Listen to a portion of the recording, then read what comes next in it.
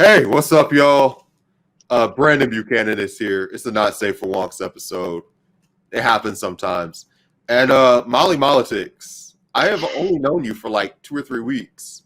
But I was hanging out on Twitter and ran into some of your work. You do very good YouTube videos. They're like very well thought out and also very entertaining. So I thought let's co-opt this entertainment. Bring it under my empire as it grows. Molly, how you doing? I'm good. What's up? What's going on? How you feeling? I'm ready to go. We had this hour-long session earlier in the week, just talking about like what we wanted to talk about, as a collaboration. And coincidentally, the thing that was the first on your list happened to be the first thing on my list, which was like mental health. Maybe it's because like I've been like, and viewers know, like it's been a really chaotic time in my life. My dad passed away last month, and my uncle passed away like 3 weeks ago, roughly. So like I've been a little bit spotty just on my availability, like not even just with like the passing, but just like the arrangements and relatives and people having arguments back and forth. So I just like have just had a lot of adjustments to make in my personal life. And more people that I talk to, like specifically in the Black community, but really like everybody that I talk to, it's like this is even people who've held it together all year, they seem to all be hitting their breaking point at the same time. I think it's between Rona and just like the state of the world we're living in right now. I think that's just kind of a natural thing that people are going through. But yeah, continue. Go ahead. Yeah, so I just wanted to ask you, since this was on the top of the list for both of us, just how have you been holding up? And what has the vibe been like in your town and in your neck of the YouTube community? Just in terms of how we do it. The first thing I gotta say, it's been wild. It's been up and down constantly since, I'm gonna say, August. Because before that, all my YouTube videos, I was recording them in kind of a very well quarantined space. Let's just say it like that. And classes started up at my university here, and since then it's just been wild. Over 100 cases in the past since August 15th of this year. I can't go out. I haven't actually been on physical campus since I moved in. I haven't been on physical campus, and I moved into this new apartment, and I got neighbors that party every night that are inviting people over constantly. I got other neighbors who don't even come to their doors sometimes. They don't even get mail, that sort of thing. So it's kind of hard just to say positive when you don't really have a lot of social interaction with other people, and that, you can't, just because you never know, especially on a campus like this, who's going to be infected and who's not. It's just kind of, but what's that? That's something that's just been around like in all demographics.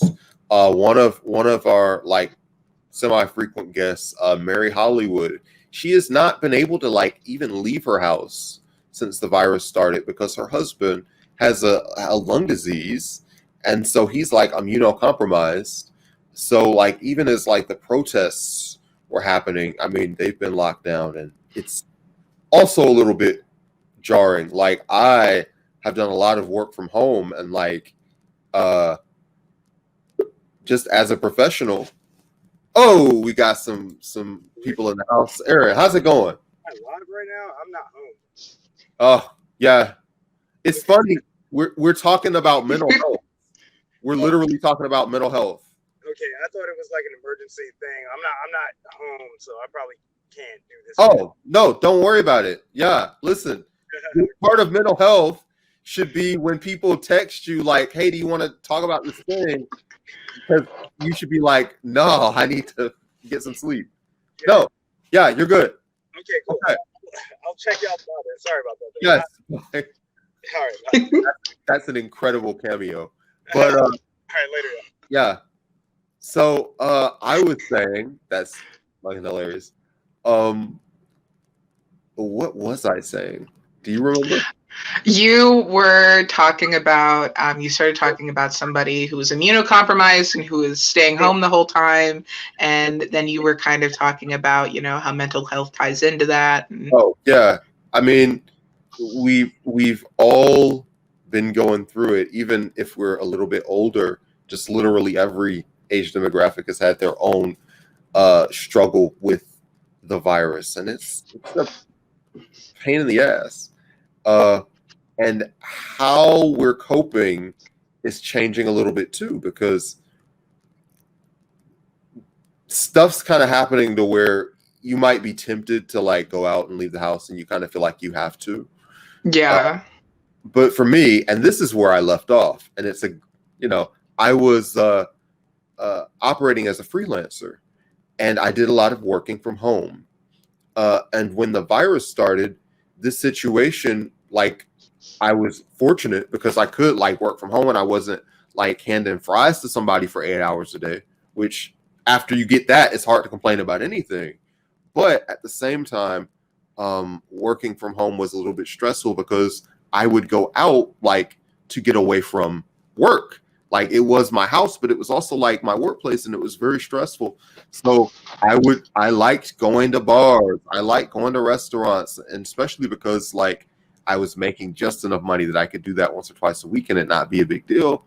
So yeah, I would go visit people and just any excuse to leave the house. So now I'm in the same boat up here. Yeah. It's just like all my classes and stuff are online.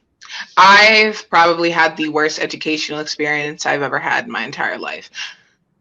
We did a whole episode about the education system and how it was functioning in the COVID era.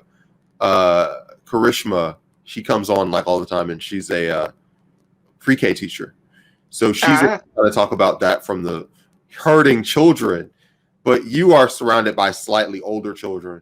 So what is that like in terms of the campus experience, or what's going on? I mean, the campus experience is gone. The campus experience is gone. I have not been to a physical building. I haven't seen a professor. Everybody's kind of scattered. What my school did, I'm not going to name names because they might actually send a cease and desist notice at me, but they invited all the freshmen back, right? They invited all the freshmen back, and they only did it because everybody complained because they were going to close the school completely, right? They were going to just shut down. They're going to do everything online, have everybody just build their curriculums off of that. Then what happened was everybody was like, you know what? This school is super expensive. They're charging us activity fees. They're charging us movie fees. They're charging us fees for food that we don't eat. Why don't we just get a refund? And then that way we can use that money as like stimulus check number 2. Everybody had that idea at the same time. Within 24 hours of the school announcing that they weren't allowing anybody back, within 24 hours they rescinded it and said, wait, no, I swear the freshmen are coming. The freshmen are coming up. So the freshmen had to come up here, and they're in the dorms. There's been 80 cases, 80 of them. All of this was to get them in the door long enough that they could say no refunds on this shit and collect the tuition. All of this is done in a different way. This school, like I said, not naming names, but this school you have to pay for everything. It's like $5 to like put money in your account to print. You have to put in a minimum of $5 to put in your printing account. That's like high school. That's like exactly. Yeah. $5 for the printing account. You have to pay $75 in activity fees for like a gym membership that nobody ever uses, and like some other like facilities you have to pay, and then it's all under your tuition already, so you can't say like no, like you can't opt out of using those things. It's terrible up here. I'm not going to the gym. Leave me alone. I'm here for the piece of paper so I can make some money so I can get out of here, slide on out. Exactly. Like what am I going to do at the gym? What am I going to do at the gym? It's a pandemic. They still charge me for that. They still charge me for the gym. Of course. And it's closed because of the pandemic. And the people that got it is the freshmen. They're coughing on each other, and good for them. Cardio and coughing, I hear, go great together. I hear that's a bit of a pairing now. Yeah, apparently. It's none of my business. Oh. So, given that, what are your mental health priorities now? What are you physically doing, aside from getting clout? What are you doing to kind of cope with your own personal struggles? Ooh, I'd have Are you meditating? Are you sleeping more, sleeping less? Are you drinking? What are you doing? Tons of water. Number one goal I try to drink is I have these huge bottles of sparkling water. I just chug 2 or 3 of them per day. Best I've felt in years. This is you're a college student. Is this your first significant amount of time away from your parents? Or you're on campus now? I actually live in the same town where the university is. Oh, okay. I've actually lived here my entire life.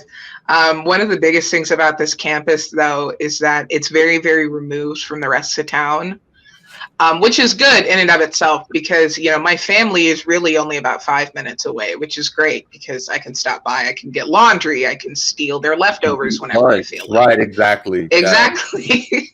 And, but it's good in a way that it's removed from the rest of the town. So if I really didn't want to, I wouldn't have to bump into them. So when you were a kid, you were like, yeah, I'm just going to that college that's right there. Pretty much. Yeah. That was the whole kind of goal. It was super easy because they're kind of biased towards the high school that goes to the same school the university's in. They're kind of biased with that high school, and I actually knew two or three professors before going in that wrote me a recommendation letter, which was very, very helpful in getting into my major because I really, really needed some of that extra help. Yeah, in Atlanta, we've got Georgia State University, which is literally downtown. Georgia Tech, which is if you think of Georgia State as slightly to the right of downtown, Georgia Tech's slightly above downtown. So they're pretty close together, and they're all on the rail line. So it's easy for people to get from one to the other, which is great. So how I am getting through things personally, I don't know. I literally. You don't know? Yeah, at some point, you're either doing the things you got to do or not. So I guess things can be stressful, and you just make yourself go through the stress anyway. I mean, that's always been my kind of motto. It's just every day is another day. You know what I mean? Yeah. I know that you have spoken a lot about how that impacts activism, and you've got ADHD. So this is something that it's not exactly stress and ADHD aren't the same, obviously. Yeah, it's the functionality is a little bit different. One of the interpretations of ADHD that the scientific interpretation, I'm not pulling this out of my ass or anything, but it's that it's a permanent deficiency in serotonin levels. I permanently let's say your serotonin level, you got it at 10, right? Right. Mine's always at 8. Mine's always at 8. Not that it's super low, but it maxes at 8, right? It can go higher. It doesn't max at 8. It's more just mine is yours is at 10 and it goes to 15, and then mine's at 8 and it goes to 15. Okay. It's just I have to do a lot more to really manage kind of boring tasks because I get this chronic boredom where my brain just cannot initiate something that would lower the already lowered serotonin. Yeah. So it's basically just a balance of trying to keep myself busy and then trying to keep things different enough that I can still do it. but it's really hard because like between the pandemic and classes and everything else, it's just like I wake up, I get out of bed, I sit at my desk, I work for 8 hours, I go to bed, I wake up, I sit at my desk. It's just that every single day. And, you know, I balance it out. I visit friends. I have actually, my best friend lives upstairs from me on the 6th floor. She lives right upstairs, so I'm there all the time. I have a cat, so she keeps me busy when I'm not doing work and stuff. But that's kind of just, it's a constant management of trying not to be bored, and it's so easy for me to get bored. This sounds like a weird question. Is your best friend from your neighborhood, or were they from a different part of town? They're actually from about 45 minutes away. They live pretty close, but they come here for school. Most people in this part of the state either go here or go to another school. And she's on the side of the state where most people go to the other school, but she decided to go here instead. To hang out with you, hopefully. Or is it of course. Or is it also major related? No, we actually have completely different majors. To look at us, we're two very different people. Okay. I tend to make friends with people who seem to be pretty different than I am. Now, like a small white woman. Oh, close, okay. Close. She is half black. She's mixed. She's half black. She is a Muslima, and I love her to pieces. I do. She's an artist. She's gorgeous. I do. I love her to pieces. She's very quiet, very reserved, doesn't like talking much. She's much more of, if I were to say Penn and Teller, what's the one that doesn't talk? Penn is the talky one, and Teller is the quiet one. That's we're a bit like Penn and Teller. This woman at my DSA, Barbara. Everybody in Atlanta will know who that is. Especially when I describe her, she's got Penn and Teller with her husband, and she's very small. That's the big difference. She's like 5 feet, 5'2" or whatever, and she's an old lady, and her husband is an old fella, and like he will just 45 minutes, and then he'll be like, no, I think that's great because everybody gets what they want out of those relationships. You know, it's great. I try to pull her out of her shell a little bit too much for her comfort. I'm a little more, when it comes to like hanging out places, when it comes to doing things, I'm a bit more adventurous. I like to do weird stuff. I like to go see weird restaurants, and she's like, please, can we just go to Taco Bell or something? I just want to go to Taco Bell. I just want a chalupa. I don't want to try Thai food today. That's literally, we had this discussion before we started. I was talking about Postmates. Literally, why I get on Postmates and get delivery is like, you know, especially because I live in the black neighborhood. Like, it's plenty of seafood places and Chinese food places. Like, what if I want Thai food? Well, it's either I've got to get my black ass up and go across town, or they can drive it to me. And just the idea of speaking of coping with mental health, just like we're getting food delivered. That's part of it too. I mean, I live in a college town, and there's literally the only thing around here is just restaurants. It's literally just restaurants. There's a Thai place next to the Italian place, next to the Chinese place, next to the bar food place, next to the other Thai place, next to the Indian place. Like, they're all right there. So if I spend like maybe 5 minutes walking across town, I got like 10 or so places I can choose from that all have different stuff. And they've all got to be good because they're in competition, you know? Oh yeah, I know. See, I lived here my whole life. I got a little bit of an advantage when it comes to finding the right restaurants. Anything from pretty much here to Pittsburgh, I know like the top 10 restaurants in every county. I'm not gonna lie. I love that. You can get to be a little connoisseur. I love that. Oh yeah, I love food tours. I've always wanted to take somebody on a food tour around here, but nobody wants to go on a food tour of Western PA, and I don't blame them. I mean, if you just make that as an advertisement, they'll be like, oh, I'm good. I'm all right. Oh yeah. But all right. So, just kind of speaking about your own position, mental health wise, how has that impacted your opportunities in terms of education, in terms of your interactions with society? And has there been things that you've had to kind of organize and deal with that's an extra pain? I guess it's just really a matter of talking to people. I get pretty, I mean, I'm not the only person to say that, you know, coronavirus has made me pretty lonely. It's really hard to get in contact with people. And a big part of my major coming up here at school has a lot of peer review and a lot of, you know, peer knowledge being really put into these projects. And losing that was huge to my major. Like I probably have maybe one class that I can reliably find somebody to help check my work and help me work through it and that sort of thing. And I'm a writer. Like I am a journalism major, and it relies so heavily on peer review because it relies on accuracy.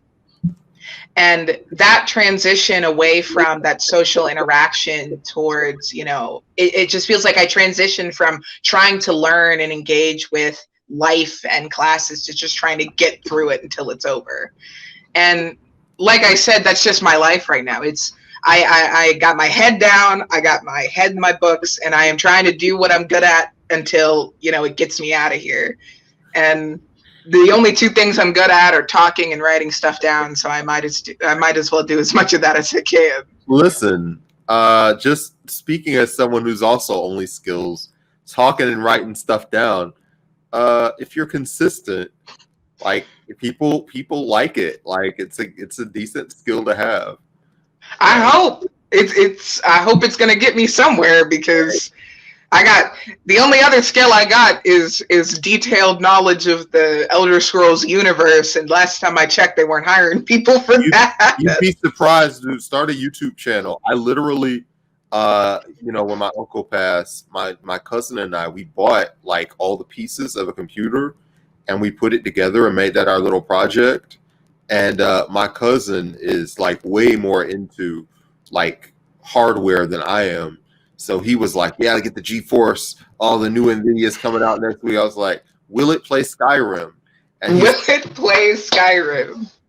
He's like, yeah. Well, are you going to play on 4K? Because the GeForce GTX Super X21 75,000 is going to, I'm like, probably not. I have no, like, I might get one of those. I can't say this on Left Wing Podcast. I might get one of those Walmart TVs or some cheap mess like that. But you know, like, you know, the 4K holiday order delivery, but I don't think so. And yeah, likely I'm just gonna play it on like to take a 5-minute break from work. It's not that deep, but yeah. We did it, and it was a good bonding activity, I suppose. I've always wanted to build a computer. It's just, you have to know how to build a computer first. You have to know how to build a computer. Like, that's the only thing holding me back. That's the only thing holding me back. Exactly. Once I figure out how to do it, y'all are done. And people will like shame you for like not knowing, like buying a pre-made. You're buying a pre-built computer. If I were to pick out the pieces and build my own computer, I could. Well, first of all, you've got to wear a little belt so that you don't get electrocuted. Like you've got to put all the pieces together. And like as somebody who, you know, has I've installed pieces of a computer. Like I've installed a hard drive. I've installed a graphics card. It's a pain in the ass. Like you got to one place. You got to remember where you plugged it. Like, and me, I'm not that old. Like I'm 34, so I'm not like a grown old man talking about. But like, I do have a job, so like, is it worth it for me to like when I was 20? Like, yeah, I would definitely spend all day with the computer. Now it's just like, that's not a good use of my time. That's actually dumb. And when I was 20 and somebody 35 said that to me, I would be like, it's a computer. You save $300. How is it not a good use of your time? Do you know how much money $100 is? And 35-year-old is like, it's not that much, and it's not worth your life. But I mean, I I have a pretty decent computer. Like, I don't have anything crazy. I needed something that could edit videos, and I needed something that could run a couple games. What Games do you have on there? And that'll give me an idea. Skyrim. Skyrim's like 6 years old. Like, that shouldn't be hurting your computer to run now. No, it's not hurting my computer. My computer's processor is pretty good. I just have like a lot of games on there. I kind of rotate them out. Like Stardew Valley, I had Dragon's Dogma on there for a little bit, but something happened with my processor. Have you beat it? Dragon's Dogma? Yeah.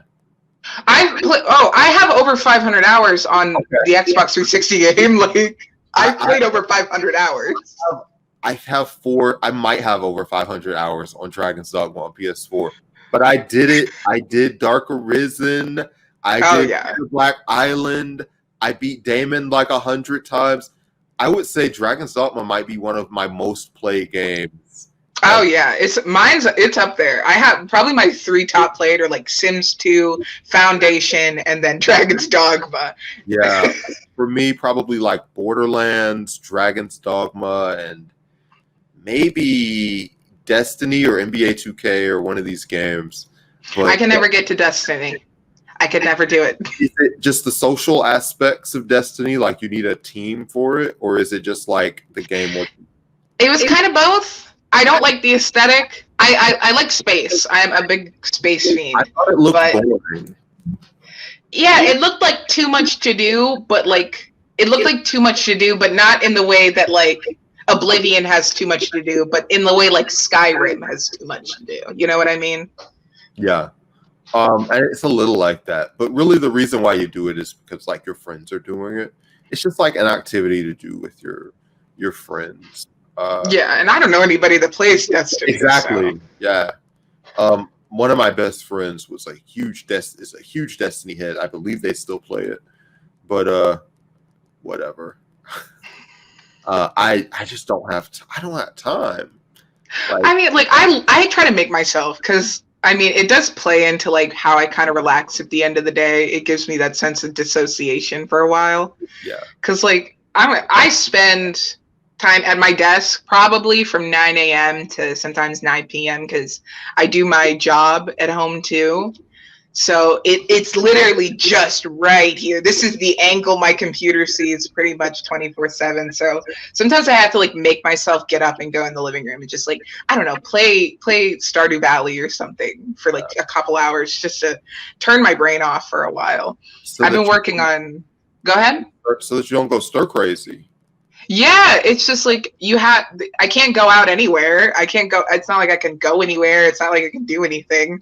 The farthest I walk now is to my couch and to my chair and back. It's just pretty nuts. I mean, and I like to. You've got to make a point to just go out and like go for a walk or whatever. Because I do need to get sunlight. You gotta get the sun. Yeah, exactly. I do need some sunlight. Listen. I am terrible at just going outside, because I love it. I do. I love it. I love going outside. I'll take my cat and we'll like just sit in the way our apartment's set up is that there's a huge sky drop in the middle. All the doors are like surrounding this big drop in the middle, and I love just like walking out there and sitting in like the big patch of grass. It's where all the dogs and the cats go, and everybody just like sits and chills out. And I really should do it more often. I don't know why I do. I get so caught up sitting at my desk sometimes that I forget that there's something outside my room. It's just, it gets to me. Yeah. Did we want to talk about political organizing and things that neurodivergent people as a whole, maybe specifically Black people, have just been dealing with in your neck of the woods? Is that something that we talked about? I mean, in terms of political organizing, I will say that it's severely lacking up here, because it's a rural area. It's pretty conservative around here. And a lot of these organizations that are definitely needed, like Black mental health organizations or a larger NAACP presence or any sort of leftist organization whatsoever, it's just kind of I wouldn't say frowned upon, but it's definitely more of a faux pas. I grew up most of the people around here come from southern states, or a lot of the Black families around here came from southern states, and they were fleeing the racism of the South. And there's two big Black families here, and then another small one that's just been here for a while. And I'm in the biggest Black family. I love that. My mother has 60 something cousins, something like that. Her father has like 8 brothers. Her father has 8 brothers and 2 sisters, and they all had like 3-4 kids each, and all those kids had 3-4 kids each. So we're pretty huge. We're pretty huge. I didn't know I was podcasting with a Habsburg. A little bit. I Habsburg, but my chin's a bit nicer. Yeah, I got a nice cheekbone to chin ratio. Much better skin palette. You're doing a lot that the Habsburgs are not doing, but call me the upgraded Habsburgs, the nouveau Habsburgs, if you will. Yeah. But it's kind of hard to organize when a lot of the people around here are your own family. A lot of the Black people around here are your own family. Like, we might as well just like be going to Sunday dinner at my grandma's house if we're going to be doing all this.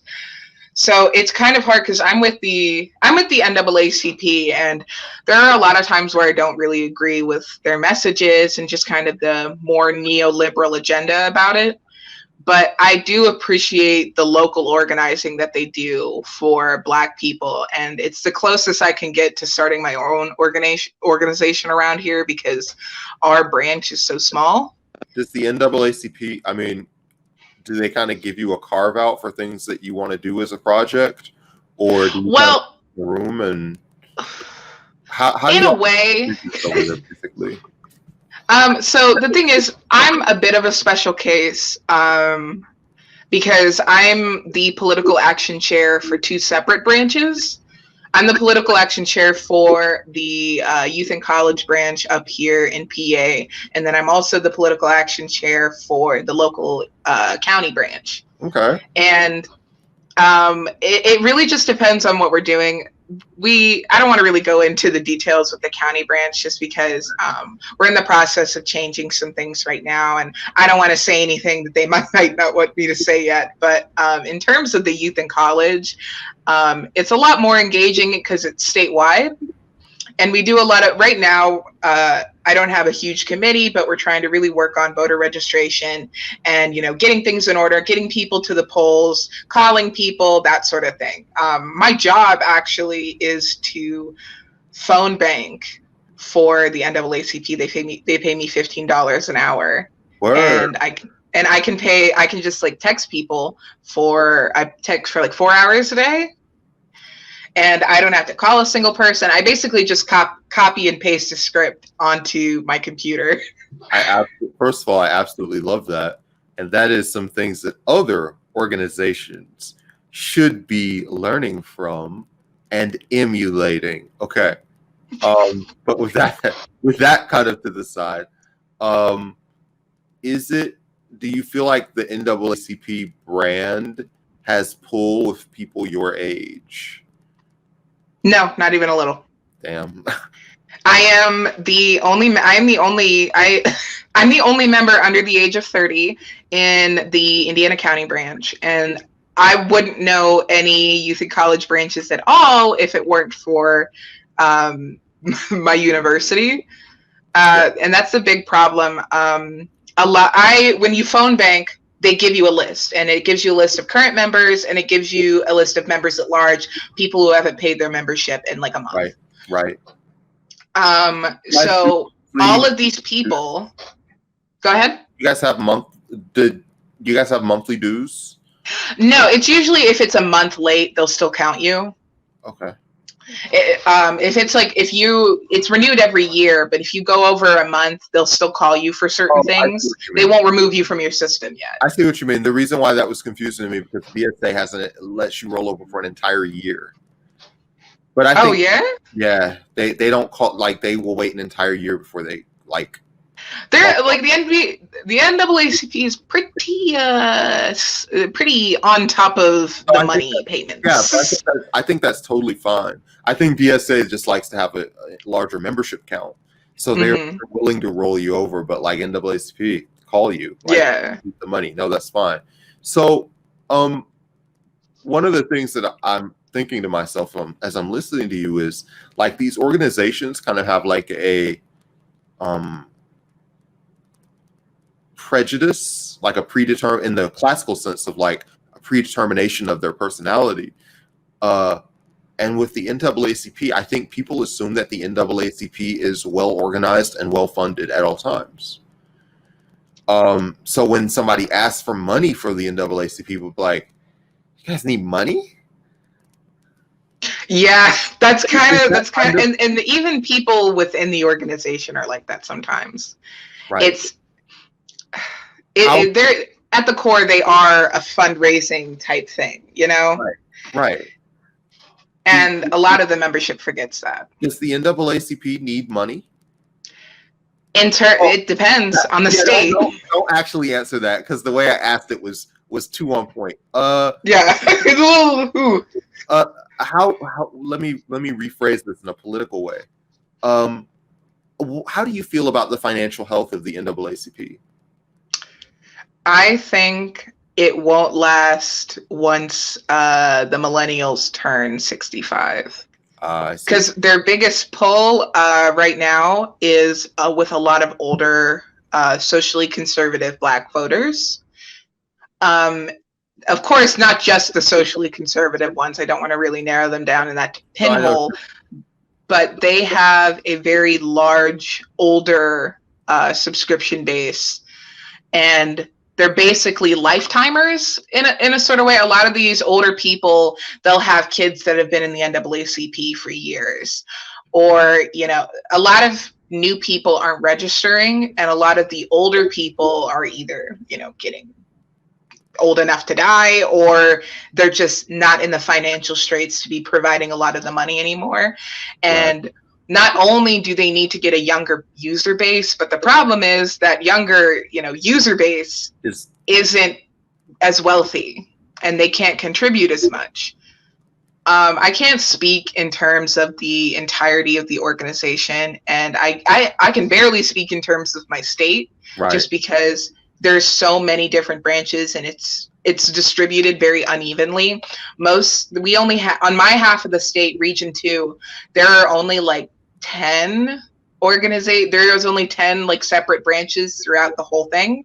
And on the Philly side, there's like there's hundreds. In Philly alone, there's like 70. And then on that half of the state, there's like 30 more. And then when you get to us, we don't have the same organizational power. Yeah, it's a lot of branches. There's tons. Do y'all don't like have zip code based, like these zip codes? Because in DSA, it's very like national gives you a set of zip codes, and those belong to you. Do y'all not have like that kind of stuff? There's Philly. Okay, depending on the city, it's where the borders are, I guess, between. Basically, anybody who applies, if there's not somebody already in that designated area, they break it up by. I think they break it up by terms of population. But like I said, just because there's so much of a range, like some counties are bigger than others, and then some counties, you know, need 1 or 2 because there's a lot more Black people there, or well, maybe we'll space out this one just because there's not a lot of Black people, you know, populated in this area. And that's kind of the big thing with my part of the state, is that the branches are organized a little bit more loosely, just because they're covering a lot of area, but they're not a huge population of Black people in that area that they're covering. Go ahead. And it's not necessarily that, you know, they need Black people. It's just there's a lot higher chance that the area is going to get a lot more members, a lot of more non-Black members, if there's more than like 2 Black people there. Right. One of the things that I have observed about the NAACP is, like, when the NAACP endorses an event, that name holds weight with everybody on the left. And by the left, I mean an incredibly broad sense of like from Elizabeth Warren leftward. So That's actually go ahead. That's actually one of the things I really appreciate about the NAACP. It really spreads far. It really spreads far left, and it really hits the radical sometimes, which is what really appealed to me. It's not only about its longevity, it's just about the energy of the people there. And I can say a lot about the NAACP, you know, and their more local organizations, because, you know, I've been a part of my county NAACP for about 3 years now.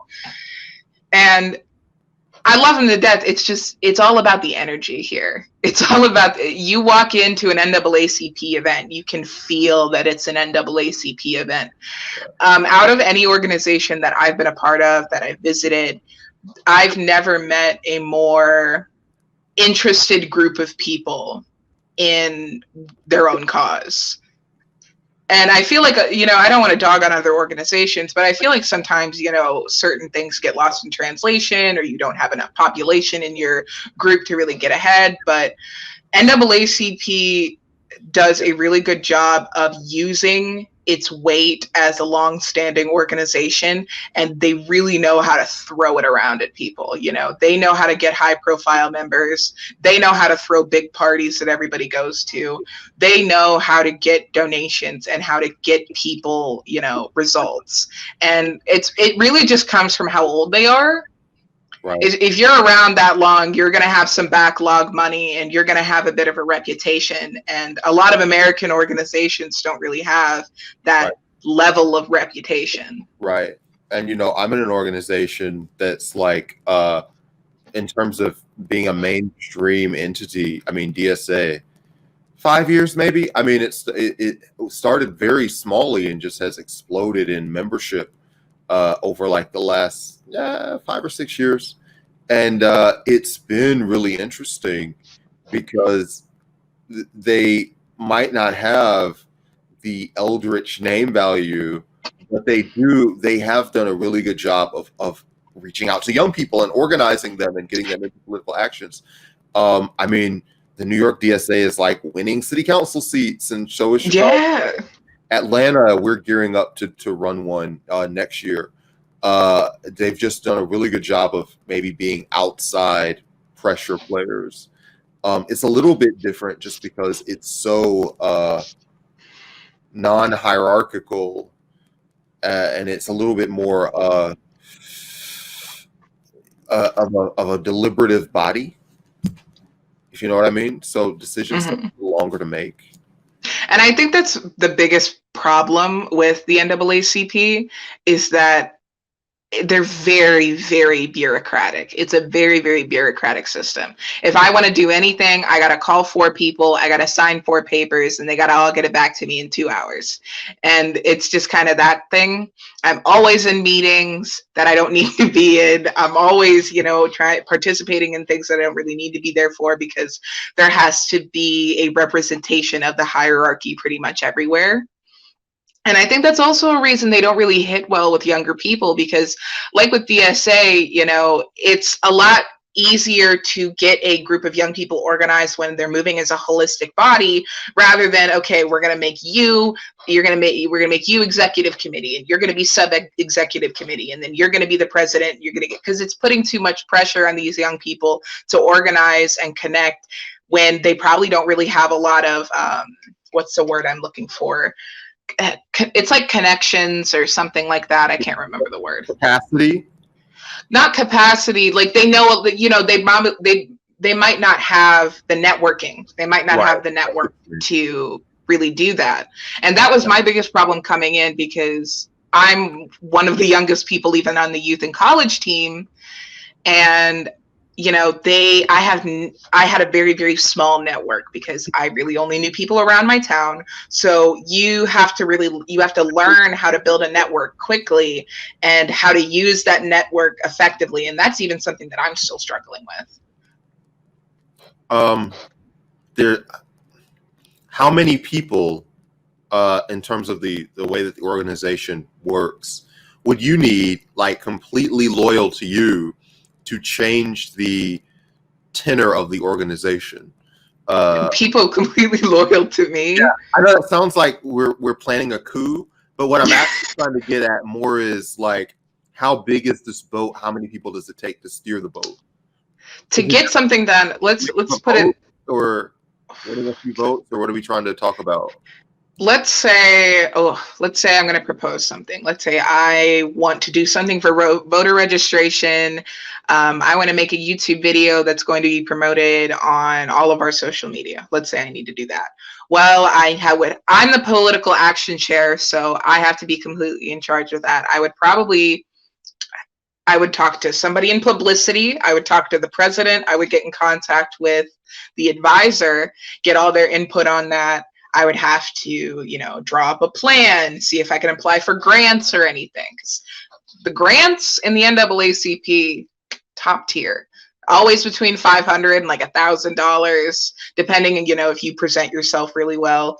You have to get in contact with all these people, and then I have to actually have people to edit and implement it. Depending on if it's like most projects I get done by myself. I'm a pretty independent worker, and I have a really, really bad habit of not relegating tasks to other people.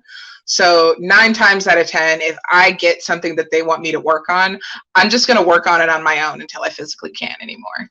And then I'll hand it off to either publicity or, somebody that might be in my committee, somebody that would be on the social media or something committee, and they would kind of take it along from there. I like to be a cog in the machine. I like to get my work handed to me, do it, and then hand it to somebody else. I'm not a big phone caller. I'm not a big, I don't want to call 30 people. I don't want to have to email 7. I don't want to have to do all that. Tell me what I need to do. I will do it. I will do it great, and I'll give it back. But I don't want to do more than that. What do you feel like the NAACP, and this can either be local or national, or both, whatever you feel like saying, what do you feel like they need to do in order to be as strong as possible for the next 5 years? I think they should have kind of a bare bones structure for each state. And when I mean bare bones, I mean as in just kind of a skeleton crew to handle all the basic bureaucratic stuff, and assign, maybe 2 or 3 regions to each state, depending on the population. Places like California and New York, I understand if you got to split them up a little more, split them up by city, but split each state into 2 or 3 regions, assign people, assign a board to those 3 regions, and then kind of let the local branches just kind of go with the flow. Of course, bigger projects, they can apply for grants and stuff.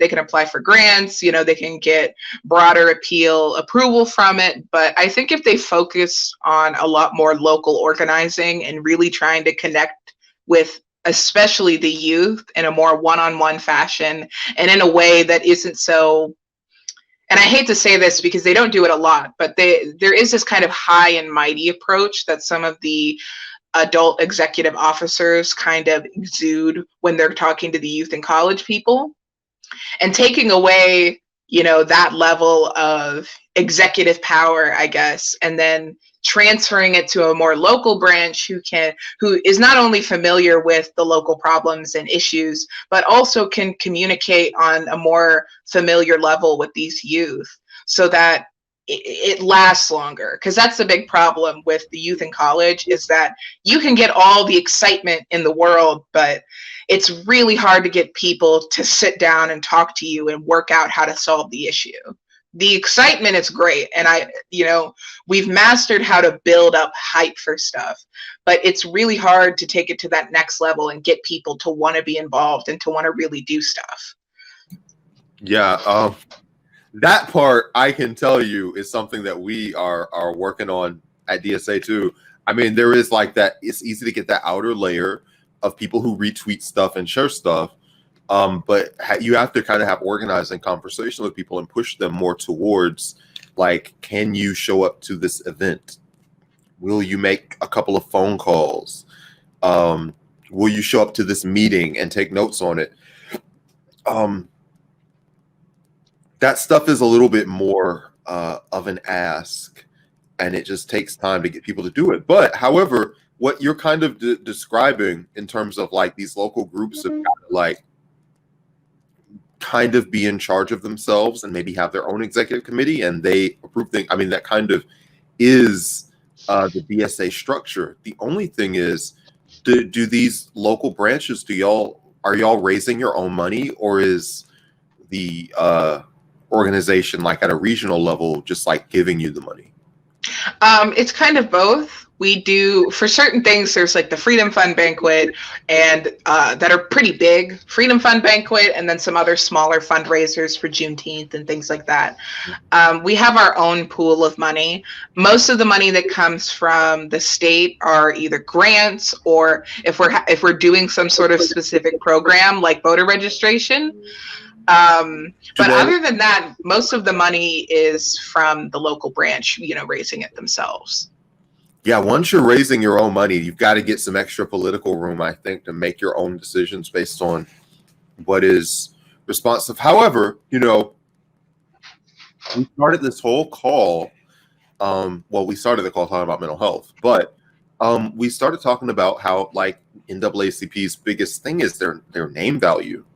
Yes. And DSA, because of the way that it's structured, the national name value is, whatever. But each local branch of DSA is its own political entity, really. So, like, the politics of Philadelphia DSA are completely different from the politics of Atlanta DSA, which are completely different from the politics of DC or Chicago or New Orleans. Do you think that's beneficial overall in the terms of long-term stuff, or do you think that's just like? I'm totally not sure. So on one hand, you're giving the ability, and this is what you asked for, right? For each local area to shape their politics. So obviously the politics of the city are shaped by the city, and it's based on what is responsive to the city. And from an organizing perspective, because each chapter can set their own rules on how they are organized, basically, it gives an opportunity for, I guess, more ideas to be tried. And so we can kind of share notes on, okay, what is building power for people right now? What tactics are working? So there is a little bit more communication in terms of, okay, we're doing this, we're doing that. So it's easier to refine things that are working because there's more communication between branches. And you have not talked like, I called Atlanta NAACP and we talked about this. Doesn't seem like it happens. Yeah, there's like, it really just depends on the branch. There are sort of it is very bureaucratic at its core, so there are a lot of standardized ways to hold meetings and conduct conversations with people. Usually, I hate to say this, but it's mostly nepotism that gets people in. It's mostly nepotism. You connect with people that you already know and you kind of pull them in and you're like, hey, I'm going to be working on, I'm an executive committee member. Right. So I get a lot more freedom than, let's say, a member at large. Right. Like a member at large or somebody who just kind of pays their dues and shows up to the main meeting. Of course, they don't have a lot to say, but as an executive committee member, if I really wanted to, I can just completely come up with something out of thin air. Right. And as long as the president says, yeah, go, I can do it. Of course, I have to follow the bureaucratic steps, but it's really based around the individual and who that individual in that executive position can connect with, rather than the organization as a whole deciding, okay, well, this is where we're going to go with this idea, and this is where we want to go with this organization. Yeah. Do you guys have vote? Do you guys elect those positions, like for the president and things like that? For certain committees, like the Youth and College Committee, you have to be kind of appointed. You have to either be asked or someone has to like put you there. With the local branches, there are votes taken, especially for the more prominent committee chairs, such as political action and publicity, and there's another one that's like big. I can't remember, but there's a lot of different kinds of committees. I was actually appointed to both. My county branch, they vote, and this is actually my first vote because they'd never had a political action chair before. And I kind of worked, I'm going to say temp type stuff for about 2-3 years. I helped with the Freedom Fund banquet. I wrote a speech for somebody, that sort of thing. And then they made me the political action chair because they needed one to help out with voter registration this year. And this is actually my first vote. I'm hoping I get back in. That is the goal. But with the youth and college part, I was appointed. I got called one day and they're like, hey, you were recommended by so-and-so, and I was talking to so-and-so about you, and I would like you to be the political action chair. And I'm like, yeah, that sounds great. That's kind of interesting because, I mean, on one hand, it's somebody vouching for you.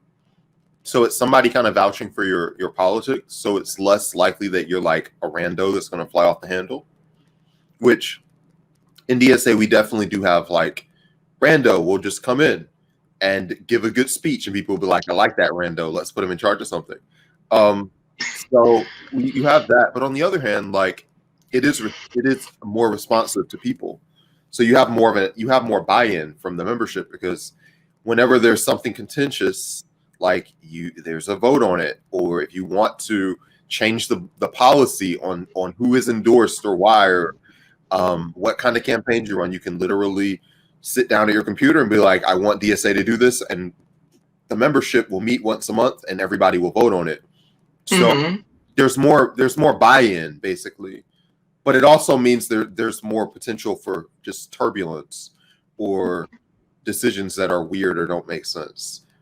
Yeah, and I mean I think that's kind of a big detriment for the NAACP though, because it's hard to get something through. If there's something that's being suggested from a general member, it's really hard to get that voice heard. The general members in the executive committee are two completely different, animals. The executive committee, the meetings aren't even meetings really. The general meetings are just the executive committee, and then people are sitting behind them. That's kind of the way those meetings go. Right. They can have, they can say aye or nay or whatever in the votes, but it's not counted really. Like it's there, but yeah, you're participating. Wow. Because I think the goal of the NAACP is to get into the executive committee and then do what you want to do, because especially for these more local branches, they don't have stuff going on constantly. Like if you're in a city, there's usually always something going on with the NAACP. But with some of these smaller branches, there's a lot less people. There's a lot more time in between programs. And sometimes the general membership can't be as engaged as I would like them to be, just because they don't get to really have a say anything. They don't really get to be involved on that level because we always make the decisions for them. We always make the programs for them. We always decide, who gets to do what when. But at the end, like we have to tell them to go to it. Like what's making them invested to go? Right. If I say I'm going to have all the girls come to a little tea party and we're going to talk about, Ruth Bader Ginsburg and what she did, that could be a great idea for all I know. Everybody might like it, but I have to come up with it. I have to organize it. I have to do the whole thing. And then I just have to tell people to be there. But you are making, that's part of your position, right? You are making those people for those events, right? Yeah. And I try to keep it fresh. I try to do, I did the voter registration for the youth in college for PA this year. I was working on the voter registration for the youth in college, and oh boy, it was nuts. It's a lot. As somebody who wants to get into that this year, text banking and calling the membership for events and making it a paid position, because it's a lot. That is something no volunteer would do, and I've been having that argument with people. Like, it's hard to get somebody to volunteer to do it anyway. Phone banking's horrible. Phone banking is just the worst, and people, if you're not paid to do it, you're losing. Yeah. So, how successful have you been with that? Horribly. Like it's worth it, and what makes it work or not work. Just vent to me about that. It's better to call people, but it's better to call old people. And with text banking, because that's what I mainly focus on, because I just get nervous. I have horrible stage fright. I know it sounds like a lie, but I do. I know it sounds like a lie. You are a YouTuber. You literally talk and ask for money. And no, I'm terribly. I have terrible stage fright. Like I get it so bad. And when I call these people on the phone, it's you have to it's 60. You have to make 60 calls per session, and that's just because they expect 6 people to answer in total. The worst thing, and I will admit, the worst thing about phone banking is having to sit there and listen to the phone ring, because you end up doing it for 90% of the time you're on the phone. And getting people to engage it's like a 3-step process, because I've memorized my script. 1, you got to get your script down. If you know the basics for the script, you can mess with it. 1, you got to get that script down.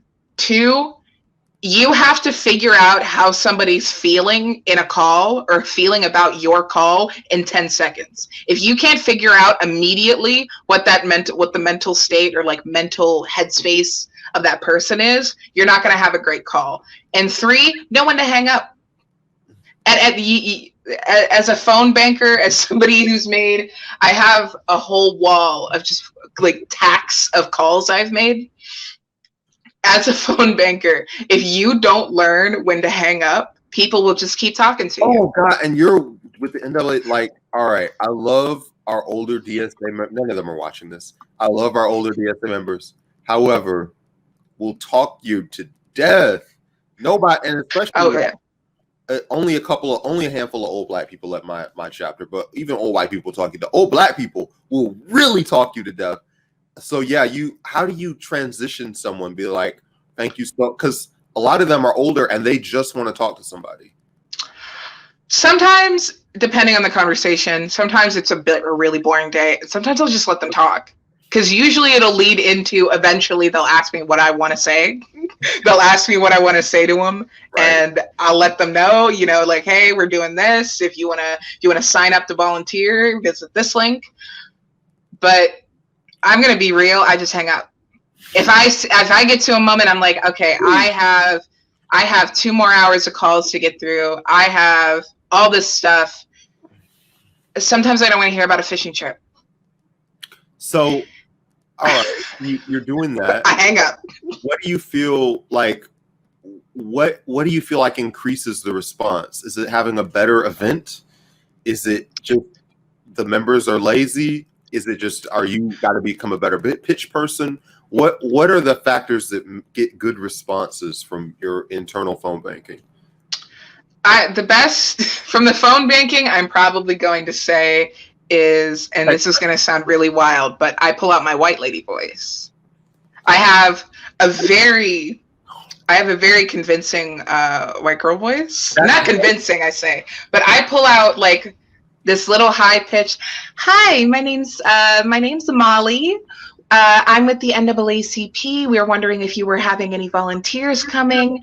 And that like soft, kind of gentle, I don't know what it is about my voice. Funny? Like people on the phone don't like it. Isn't it funny? Oh, they don't like it? No, like if I talk with my normal voice, I kind of talk like this, like all the time. Like I have like this kind of deep, kind of like middle schooler kind of boy voice.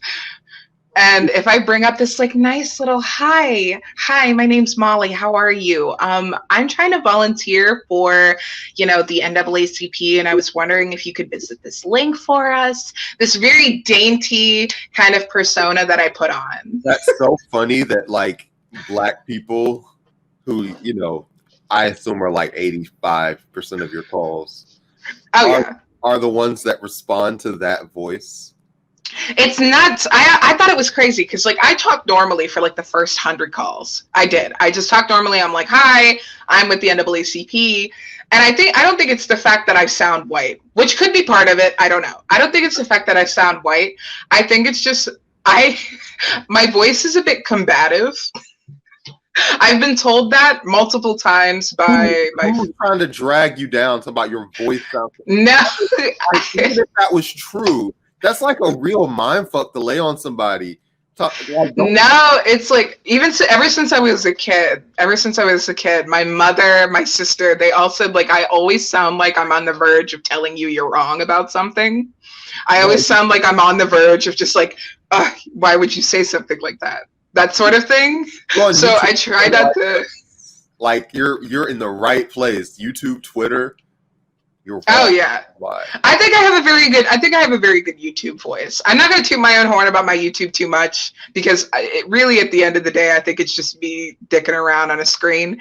But I think I have a very good YouTube voice. I'm getting there. Are you doing the NAACP voice on your YouTube or no? Hi, I'm Kaylin. Welcome to the NAACP. No. That's how I talk. I will admit do that for a video where your views go. You'll be like, oh no, YouTube, you betrayed me too. No, what's going to happen is I'm going to do that. And then that video is going to get like 230 views. I'm going to get like double the views I get. And then I'm going to have to do that forever. That voice is hard. It hurts. I got to like suck in my gut and everything. I'm a big lady. Like I'm too loud for that. I'm thinking of talking like this, doing like a kind of a country voice when I come down here, and then the two of us would just be a great podcast because and I'd be talking like just talking like this the whole time. You know, this would be really interesting. That'd be really fun. I think people would really connect to that kind of content, Molly. Oh yeah, because that's classic cartoon shenanigans right there. Basically, listen. So, like, our podcast. I'm not gonna say it's on purpose, but like, as soon as we started putting Garfield and the Power Rangers on our shit, our views have just started to go up. In fact, like real shit. My co-host Kennedy, our views like tripled one day. He put on a banana costume, like as a joke. I forget what the joke was, but he was like, I got a banana outfit. So he comes on and like, I'm looking at the shit live and our view totals are just like, listen, people kill for classic cartoon shenanigans. I'm not going to lie. So, you show up in a banana outfit, people are like, shit, that's funny. I don't even know what's going on, but somebody's dressed up as a banana. I want to see what's going on. Exactly. Yeah. Maybe I should do that. That might be a good, do you think I would look good in yellow? Real shit, and I'm sure you'll be fine in anything. The real shit is when we get a new patron, Kennedy dresses up in the banana costume, and I've been talking about we all need to go to Party City and buy like different Fruit of the Loom type outfits. Like I'll be some grapes, and we'll get like an apple. So, Molly, if you want to come in and be like an apple or a pear.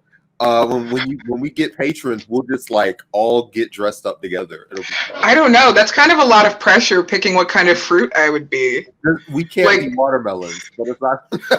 Yeah, you and I can't be watermelons. That at least is off the table. But right. That's a lot of responsibility to bear to find out. Like, hey, every time somebody donates, you gotta wear this. That's a lot of responsibility. Well, maybe not every time. Maybe we'll do it as like we gotta raise a certain amount. Like if we raise like 500 in a week, we'll do it. I'll try to find something that really fits. You know. Yeah. So something where I can really be the fruit. So listen, we've hung out. We've talked for over an hour. Yeah, almost an hour and 10. Yeah, we covered 2 different subjects, so it's like we did a lot. So listen, what do people need to do to follow your traveling circus as it travels through the interweb? What do they need to do? Oh, go ahead, follow me at Molotics on YouTube. It's just Molotics. I also have at Molotics on Twitter. My name's Molly Molotics. And that's really it. I just have I'm trying to get to 100 subscribers, trying to get that custom YouTube link, really trying to get there. I thought you already had it. No, I have 74. Oh, I have 74. Right. I'm an incredibly small channel at this point. Okay. I'm pretty small. We just started like transitioning to YouTube. So we have a bigger platform, I guess, but like as a YouTube channel, we're also babies. So, but we can do this. We can be like, follow, and let's get over that. Follow, like, subscribe, comment. Right. Let's do all that. And if you're watching this on YouTube, just slide over and hit those buttons. It'll be good. Any last words? Yeah, if you're watching this, go ahead and comment you're a fake gamer girl on one of my videos. That'll make me laugh. I love that. How do you feel about this Microsoft Bethesda acquisition? Absolutely terrified, and also incredibly relieved, because Obsidian and Bethesda are under the same thing again. Yeah. If they're listen, I'm just hoping Fallout New Vegas 2 isn't as bad as Outer Worlds. That's all I'm praying for. Outer Worlds was on a very tight budget, so they couldn't, and I get that. Yeah, they couldn't really do it at that level. So I think that when they get the money behind them, they'll make a really good. And for Fallout New Vegas 2, people will shell out some dollars for that. I believe that in my heart of hearts. I'm just hoping. I'm hoping it's not Outer Worlds 2. That's what I'm hoping. It cannot possibly be any worse than what Bethesda has been for the last 3 years. I mean, Todd, I don't want him to appear and take $20 out of my pocket, but right. Todd, he's something else, and he's going to continue to be something else. I'm just glad he's something else with a little bit of vetting. He's something else with another line of dialogue. Is he working for Microsoft now, or is he out? Is he still there? I thought he was still. I thought he was still the director of Bethesda. I thought he was still doing stuff for them. I guess so. I mean, I'm assuming they bought his job. Sure. I'm assuming they bought him with Bethesda, because Todd's a bit of an icon. You're getting a lot of first-person shooter things over there.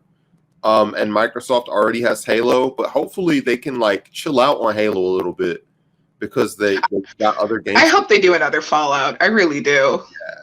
Yeah. I hope they do a better Fallout. Let me put it that way. I want Fallout New Vegas in Fallout 4 graphics. That's what I want. That's all they have to do, and they'll make so much money, and they must know. Yeah. After that, I don't care. Like after that's over, I think I've completed my gamer existence. I think I can take a break. Retired gamer Molotics, thank you for coming on the show. Hopefully you come back. Of course, I'm looking forward to it. Yeah, I got a fruit to pick out.